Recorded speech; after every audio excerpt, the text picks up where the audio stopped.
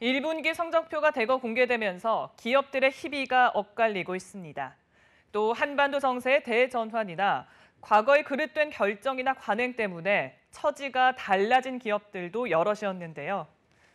기업 기상도를 통해 살펴보시죠. 김종수 기자입니다.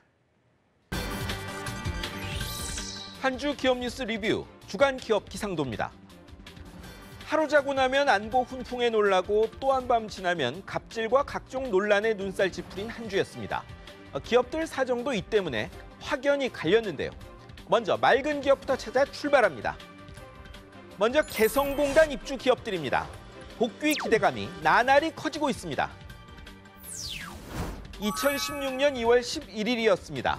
박근혜 정부의 중단 발표로 124개사가 막대한 자산 놔두고 쫓기듯 나왔습니다.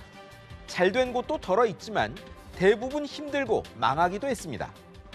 판문점 정상회담에서 따로 언급은 없었지만 복귀는 기정사실화하고 있고 기업들은 지난주 정상화 태스크포스 띄웠습니다. 기업들은 2달이면 다시 돌릴 수 있다고 자신합니다. 돈도 벌고 평화도 가져온다. 세상에 이런 두 마리 토끼 잡는 일도 드물 겁니다. 다음은 아시아나 항공입니다. 어렵다 말 많더니 1분기 실적 개선이 가장 돋보인 기업 중 하나였습니다. 1분기 매출은 1조 6천억 원으로 창사 이래 최대, 영업이익은 643억 원으로 3년 만에 최고였습니다. 반도체, 바이오 제품 같은 고가 화물 늘고 미주, 유럽 장거리 노선 확대된 덕분이었습니다. 베네치아, 바르셀로나에 새로 취항했거나 할 예정이라 전망도 밝다네요. 불안하던 재무구조는 사업 팔고 돈 마련에 상반기 내 완전히 풀겠답니다. 사업 잘 돌아간다는 것보다 기업에 더 좋은 소식이 어디 있겠습니까? 이제 흐린 기업입니다. 3주 넘게 최악의 상황인 대한항공입니다.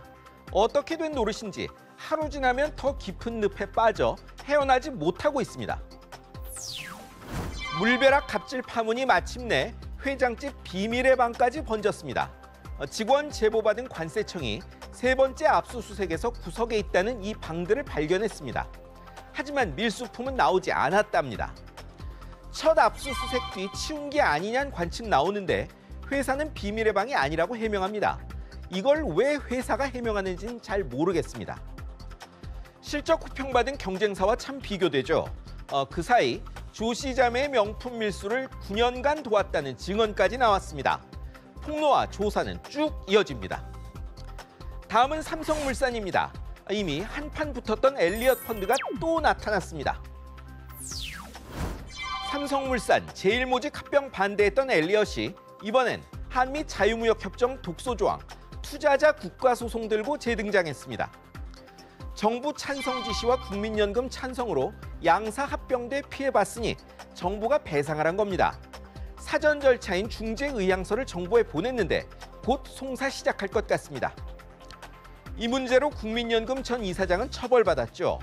만약 정부가 져서 돈 물어준다면 이재용 부회장 상고심 결과와 무관하게 삼성에는 큰 부담이 될 겁니다.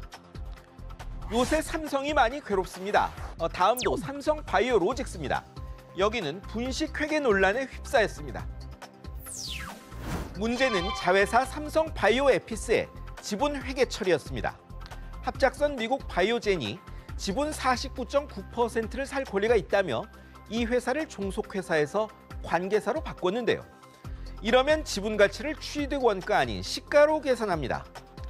덕분에 적자였던 회사가 갑자기 1조 9천억 원 흑자 회사가 됐습니다. 금융당국은 분식회계 판정 내렸습니다. 삼성은 감리, 자문 다 받아 처리했는데 왜 문제냐고 펄쩍 뜁니다만 증권선물위원회 최종 결정을 기다려 보겠습니다. 마지막은 한국석유공사입니다. 자원 외교 결과 뒷감당하느라 사장부터 간부들까지 임금 반납한답니다. 벌써 몇 년째 구조조정 해왔습니다. 110개 팀이 99개 팀으로 줄고 승진도 줄이고 부실자산 팔아왔습니다. 그래도 다 해결이 안 되자 이번엔 임금 반납합니다. 간부는 10%, 사장은 50%를 내놓는답니다. 부실에 잘못 있는 직원은 고발하고 손해배상도 청구할 방침입니다. 그래도 무리한 투자한 탓에 부채 비율이 600%가 넘고 재무구조는 더 악화할 수 있답니다.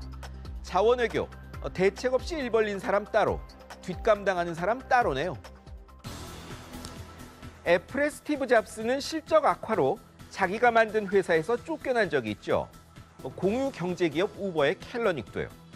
주식은 가질 수 있습니다. 하지만 무자격자가 아빠한테 물려받았다고 자리 지키면 우린 그걸 봉건 경제라고 부릅니다. 지금까지 주간 기업 기상도였습니다.